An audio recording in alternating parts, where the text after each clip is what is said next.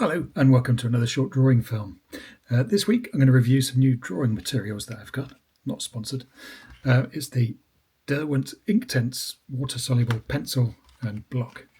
And I got these because I thought they'd make some interesting marks. So I like drawing tools that make you draw differently. So this is a fountain pen with a flexible nib, which is fun. I like pens with brush tips because it's like a different tool to draw with, and it completely changes the way you draw. So I thought these, being water-soluble pencils, would have the benefits of pencils and the benefits of watercolours all in one.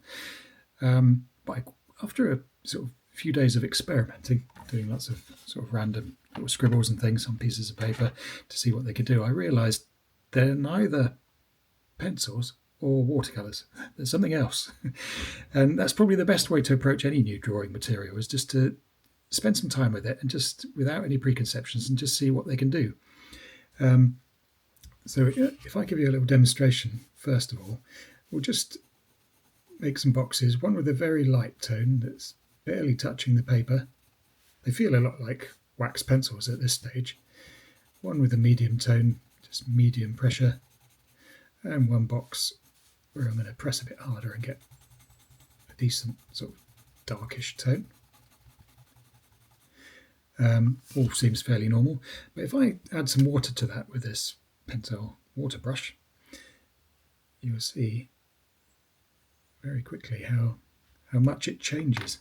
So I'll clean the brush off before I do the next one. There's the medium tone, and here we'll do the last one.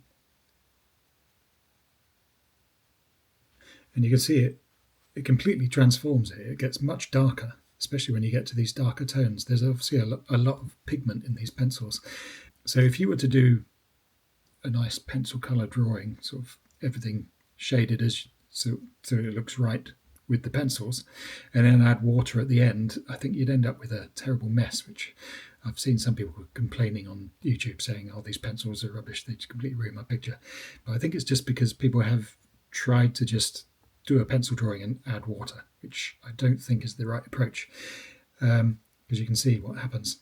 And actually I've got these old Conte water pencils as well, water-soluble pencils, and they do the same thing, and actually some of them even change colour slightly as well. At least the Derwent ones that I've got have been fairly colour accurate. So in addition to the pencil, I've got a block, which is basically the same stuff that the lead of the pencil is made of. But I thought maybe for some bigger works that might be a fun way to again make some interesting marks, and especially when you add the water to it. Another thing that I found was quite fun was once you'd got some water down, if you then drew into the wet areas of the page, you could make some really rich kind of shading marks, which I liked. They do dry a bit lighter. They're not quite as strong once they're dry. But even so, you can get some lovely rich shadow tones in there.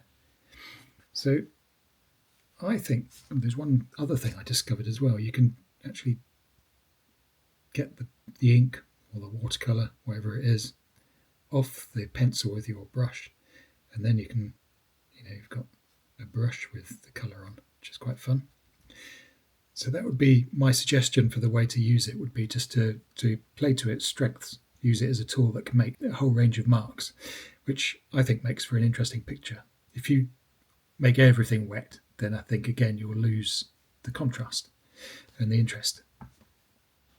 One thing I discovered was that if I drew a picture with the pencil and then added the water, you lose your initial sketch because it starts to dissolve. So I thought, well, maybe if I did my initial sketch with pencil or pen, this is a permanent fountain pen drawing doodle, and this top one's just graphite pencil. I thought maybe that would be a nice way to add a little bit of wash to a pencil sketch without losing the line work. So again, here we'll do the same on the car there. So get our water brush. I suppose it does change quite colour quite a bit, doesn't it? It gets much bluer once you add the water. This is Payne's Grey, by the way. And again, every manufacturer has a slightly different idea of what Payne's Grey is. So there's a very easy way to add a little bit of wash to a sketch without having to carry a watercolour box around. Let's see what happens to this one. Just try and make a splodge. I didn't really leave that ink to dry completely, so it's running a little bit. But you get the idea. So having used this pencil for a little while now, I realised that the big difference between this and traditional watercolour sets is that you're doing your paint mixing directly on your picture, which is a bit of a scary thought. Traditionally with watercolours you would mix your paint in your palette and get the consistency just right and the colour just right, and then apply it to your drawing when you're happy, maybe even doing a test first. And that's the key to really getting those lovely smooth washes and gradients and all the wet and wet effects that you can get, is getting that consistency right.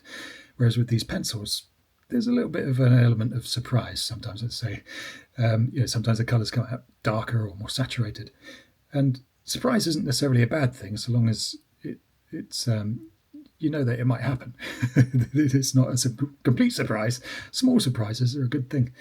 And so I have really enjoyed using these, and they're definitely going to be part of my sketching kit. I'm going to do a slightly longer sketch now, just using the pencil and some water, see where it goes. I do feel like I still need a bit more practice just to become bold and confident with them, but we'll see where it goes. Let me know in the comments if you've tried them and what your experiences were. But until then, have a fantastic week, and like and subscribe, that's always helpful, and I'll see you again soon.